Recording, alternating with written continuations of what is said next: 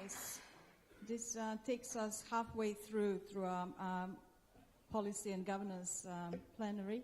The next speaker we have, I'd like to ask him to come to stage, is Sindi Bjarnason. I hope I pronounced that well. And he's going to talk to us about the Finnish cyber defense model, or the best bits of it.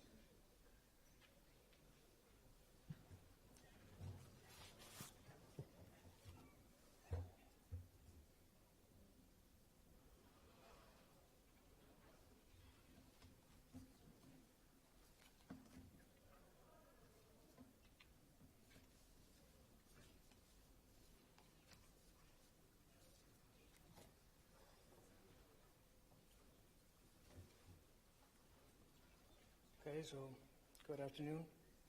My name is Sindi Bjarnason, employee at Codenomicon, which is a company in Finland.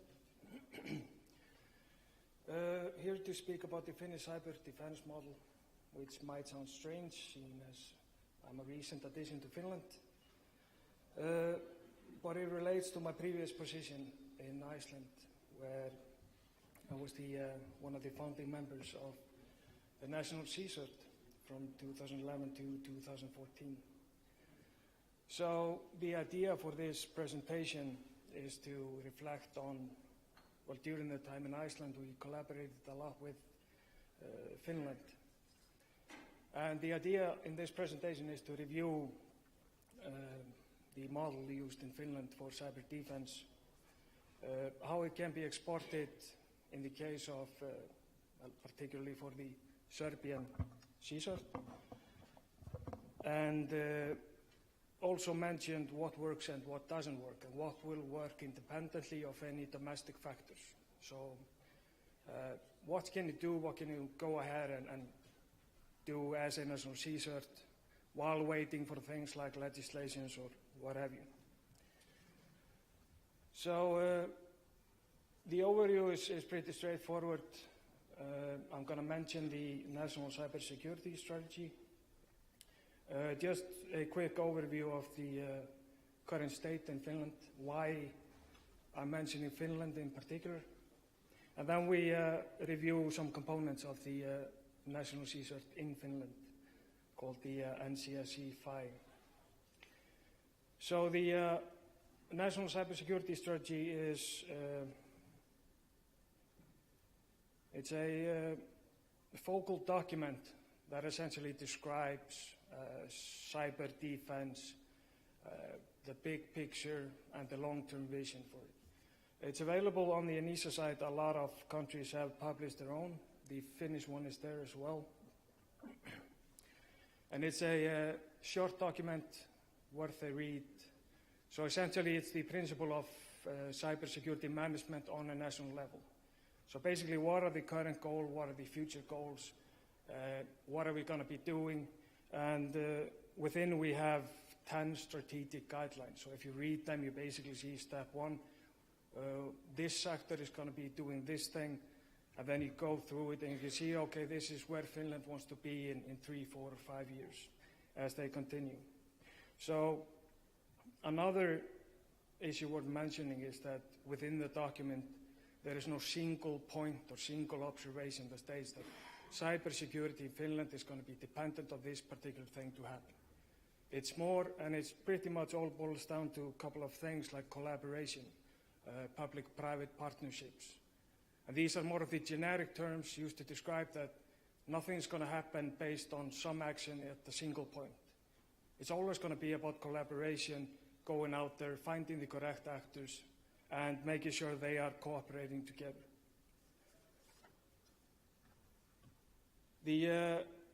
One of the distinctions between when we're talking about cybersecurity strategy and then the Finnish defense model is that it is built on a lot of maturity, which essentially means that Finland has a mature ecosystem for the IT sector and the IT security as well. It's been evolving for quite a while. So there is an understanding within Finland on the topics. And when you read the NGSS, you have to keep in mind that you're reading a document originating from a country that has a great culture of information security. So it's not going to be a guideline for an emerging CSIRT or an emerging country, but it can act as a reference. And when I did my review of the NGSS, I was observing it using the lessons I learned in Iceland and trying to pinpoint the components that actually make the NGSS viable. Because in the end, somebody somewhere is going to do something, and that's what the NGSS, it sets the goal, but then I try to pick out, okay, where are these goals going to mature or materialize? Moving on, the Finland. So why actually Finland? And it's weird if, for some strange reason, Finland always pops up as the poster child for information security on the big stage. So things like cleanliness of networks on a national level, and you will see Finland close or at the top. Cleanest nation when it comes to abuse of network, also Finland. And lastly, we had a couple of days ago Computer World article just reviewing why Finland is pretty awesome when it comes to information technology. These claims seem to point to that the fact that something correct is being done in Finland, and I'm going to try to pinpoint what exactly that is. And some of the success stories relate to, especially because we're CSIRT oriented at the moment. So when it comes to threat intelligence sharing across national borders, so Finland is, to be particular, the CSIRT in Finland is one of the leaders in that aspect. Also multinational cooperation and making sure that nations can cooperate on the topic of cybersecurity without heavy investment in either technology or legislations or anything. So also within, speaking domestically about Finland, you can see that there is an active research, and the academia is quite involved with cybersecurity and related research. Speaking of, just as an example, the international collaboration, to describe what you're looking at here is basically a national CSIRT in Finland realizing that they are now generating data that could be responded to in a different nation state. So without going into a heavy process of definitions and seeing, can we share this, should we share this, what is the format, they pretty much just realized that we are sitting now on data, and they asked, can we share this data, and they got a positive response. And they just said, okay, we're willing to share this data. And you had the data sharing materializing in quite a short while, which is important because a lot of the topics when it comes to national CSIRT tends to dawn up. Bureaucracy enters the picture, and then you see things that should ideally be simple, like sharing data because it's going to be beneficial, end up just as a phantom dream somewhere. Also, just to mention that before going into more technical details, when I'm talking about Finland, they have a structured response mechanism. So basically, they've been looking at abuse data for quite a while. They understand the common traits. They have established response processes between the national CSIRT, the ISP area, and there is already an active collaboration, and that helps quite a lot. And I'm going to mention a couple of things that are, in my opinion, the foundation before you can actually see this type of domestic collaboration within sectors or between sectors actually emerge. So the unfortunate fact is that there is no single point that I can say in Finland, based on observation from Finland, if you do this, then everything is going to be awesome. So there is no like clear object that I can state. So, and I imagine it would be quite redundant if my conclusion would be that, yeah, Finland just works without any specific details. So what I'm going to do is simply focus on the national CSIRT, a couple of the milestones and how they actually, how they matured over time. So the NGSS 5, formerly CERT 5, established in 2001. I think at that time they had probably 3 persons working, but we have to keep in mind that in 2001 the threat landscape was a lot simpler than it is today. So those guys up until 2005 were mostly involved with ISP collaboration, so addressing abuse at the ISP level. Then we have an important milestone, which is the automation of abuse handling, pretty much the precursor to all the good stuff that happened in the future. And then we see the constituency expansion into the critical information infrastructure occurring in 2006, then maturing into an active defense role somewhere around 2012-13 with through legislation. So at the moment, the service portfolio being offered by the National CSIRT to Finland is quite impressive, but it's simply speaking to the fact they've been around for 13 years, and there is, if you look at the timeline, you can see that this is a gradual maturity level. This is not a CERT team that emerges on day 1, and then on day 7 it's fully functional with operational portfolio. So at the moment, just looking at the operational stats from last year, we can see probably similar to what the earlier presenter was showing, a couple of spikes here. And this is just around,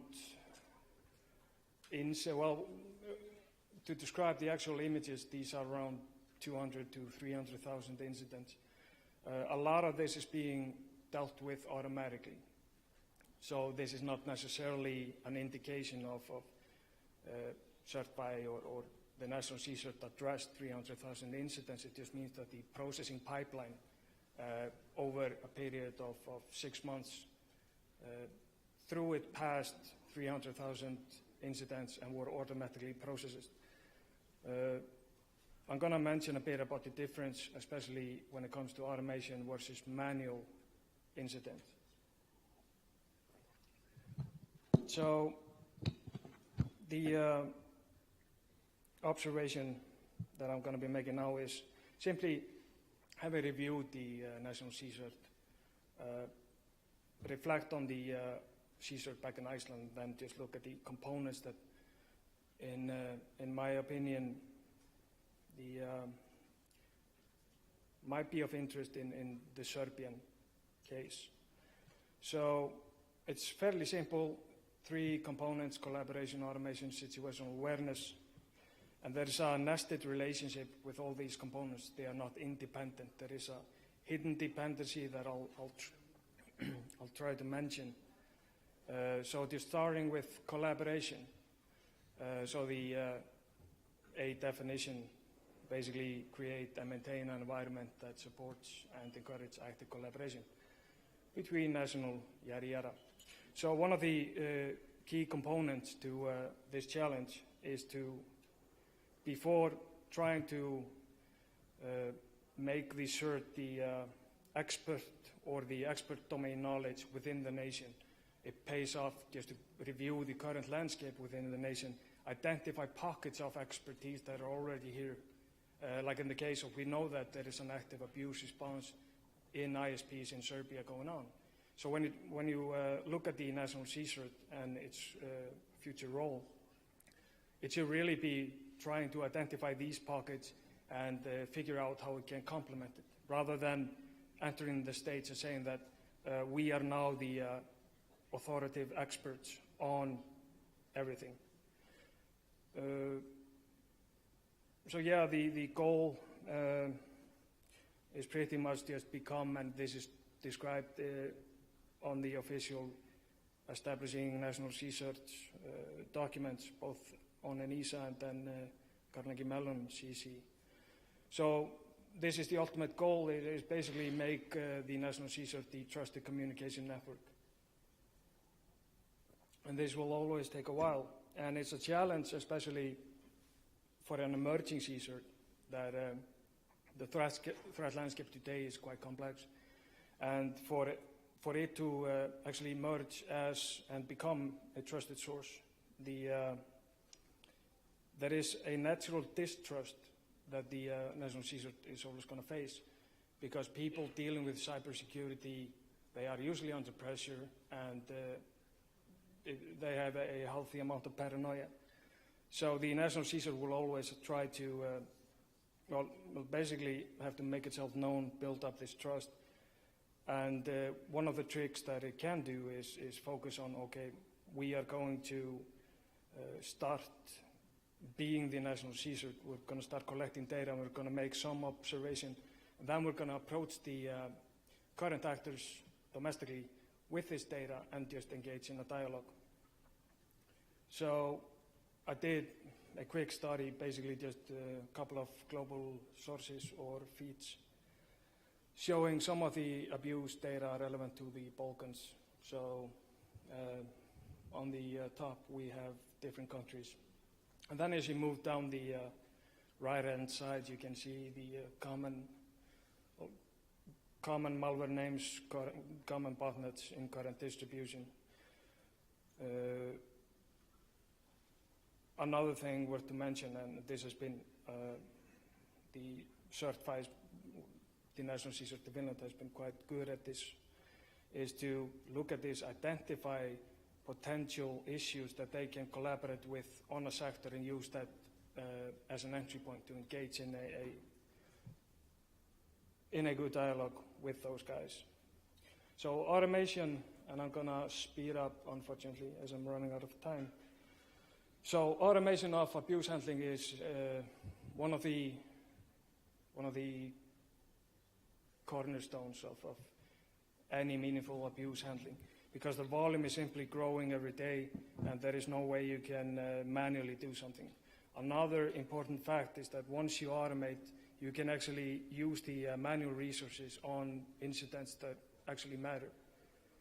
So one of the success stories from Finland is actually the automation. So since 2006, the National CSIRT has been the leader, basically, when it comes to automation of abuse handling. And this is not in the context of analytics or analysis of abuse data. This is more, the focus is, we have abuse data, we process it, we then do the basic filtering of finding out how do we actually enable a response to happen. And so basically get the data, process it, then push it out as quickly as you can to the relevant actors that are ultimately going to respond to it. And with the threat landscape being this complex today, the risk is always that the focus of this basic abuse response cycle gets kind of distorted by simply the complexity. So the risk is that things like deep data analysis on abuse data will trump the actual response cycle, which should be the primary focus of the CSIRT. And I think, in my opinion, probably one of the facts that makes the National CSIRT of Finland so effective is that they've always kept in mind that their goal is not necessarily in-depth expertise or data analysis. Their goal is to build up and create a network where you can quickly relay abuse data and get a response to it. So these are basically the point I just went through. Just as a quick closing note on the automation part, let's look at DNS changer. So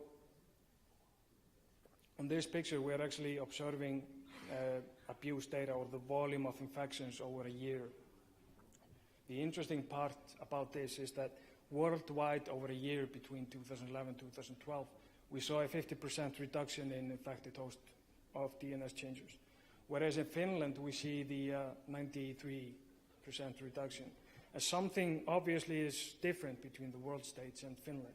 And in my opinion, the simple reason is the fact that in Finland you have the response cycle being active. So basically, this is not any data analysis, this is not any in-depth stuff being done, this is just simply the network of abuse actors or response actor in Finland is alive and it's responsive.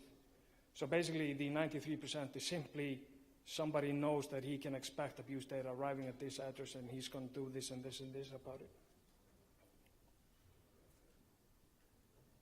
Okay, running out of time. The last step obviously is situational awareness. So this is the same picture I was looking at before, just the Balkan region, open source data on abuse. So as a national CSIRT establishes itself, it's going to get a lot of data over time, just as the earlier presenter mentioned, quite impressive volume of data. So over time, the national situational awareness is the focus and has been, well, basically from day one, the national situational awareness is going to mature and it's going to provide a better and better insight into the health of the domestic networks. And so speaking, collaboration and automation and situational awareness in one form or another, this is basically the components beneath the NGSS earlier mentioned. So if you want to implement it and you ignore these components, you're going to end up with something that with high probability is going to be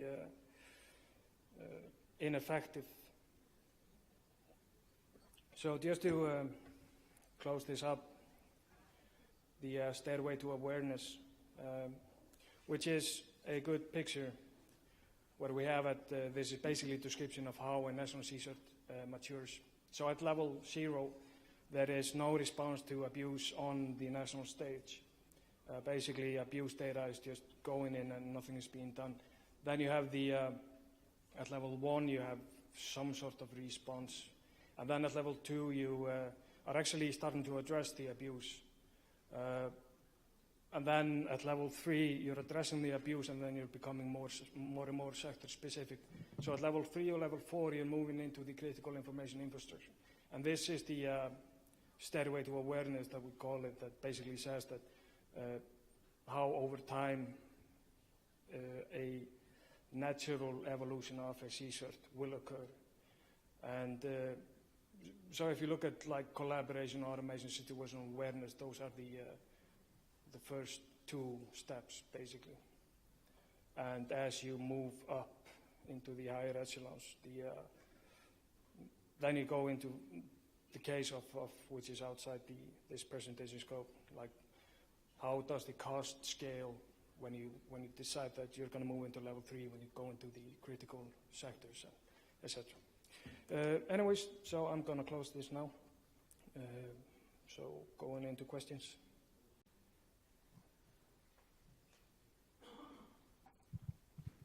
Thanks, Sindri. Excellent outline. Any questions from the back? Yes, please. Just introduce yourself, please. I'm Dunja from School of Computers from Belgrade. On this stairway of awareness, how high up is Finland? It's currently climbing up level 4. As I mentioned earlier, the more active defense role of the critical information infrastructure is actually the key or the milestone where they ascend up on level 4. So at that level, you have an active role in the defense of the nation in a cyber sense. But yeah, so but it's also worth to mention that it has taken them 13 years to get to that level. So. Thank you. Paul? Hi, it's Paul here from the RIPE NCC. Thank you very much for your presentation, and congratulations, because I can see that your country has put quite a lot of effort into this, and that's very nice to see. The question that I have is, currently, which countries are you working with, that you're partnering with? I saw all this, international collaboration that you're talking about. What are the countries currently that you see you've got good ties with or good knowledge share? So, to answer that question properly, so when the National Security Finland in 2006 introduced automation, that automation matured into a couple of projects, one of which was commercial, and that's now on the Codenomicon side. The other project is being kept open source, which is basically the framework for abuse handling for national research. Okay. That framework at the moment is either implemented or under implementation in, I think, 13 different nations. Okay. So a lot of them in Europe, and a lot of the more smaller countries where emerging research, you will see them as usually early adopters of that. Okay. As for the commercial side, we have active collaboration with the UK, Austria, and a couple of other nations. Okay. And how active are you here in this region? I don't think we're that active. Our role here comes through Finland has the cyber ambassador, which is promoting cybersecurity on the global level. And so Finland's objective is simply, if they can share useful knowledge to the emerging cyber markets, then it's going to do that. So we're simply here to provide assistance. Okay. For the, Okay, so I'm encouraging those that are here that are interested in this to actually use this knowledge. The other question I have is, what do you actually want for the information you're sharing? I mean, is this something you're sharing freely, or how does this work? How does Finland look at this? Basically, if it works and it can be described, then Finland is willing to share it. I mean, the lessons learned and all that, the expertise, if you want to call it that. I mean, Finland is simply trying to push it out because they see what works, what has worked, and if they can save other countries the trouble of going through the same process they did, then sure, they're willing to do so. Okay. Well, thanks very much for actually coming to this region and sharing this. It was really quite eye-opening for me where you actually are. And I'm encouraging the rest of the people in this room to take a look at this and see what kind of a bridge you can build here with Sindri. Thank you for coming. Thank you. Thanks. Thank you, Sindri. Maybe one last comment that I had in mind is what Paul, building up what Paul said, to what extent we can maybe use, if there is no cert in some of our countries, to what extent we can use some of the data that actually you have access to do a kind of situational awareness maybe on the academic level, which might raise the kind of flag of importance on a political level in the country. Yeah. Are there these kind of corporations as well? Yeah, I mean, I think it's a great idea, and I think that you can do a lot, especially what you can do, what is the level of awareness you can raise simply just by looking at the open sources. Because you don't have to have the National Caesar badge to get access to that data. And then you can engage with the Croatian guys and the other guys that actually have data. They might have data that relates to countries that don't have national secrets. And if you can merge all them together just in the same room and then visualize this is the abuse situation in our region, I mean, I would say it's completely viable, and it shouldn't take any long period of time, given that there is a willingness to actually just try and get into the same room and see, like, what can we reasonably do. Great, thank you. Well, that is probably an encouragement also for academic community. Thank you, Sindri.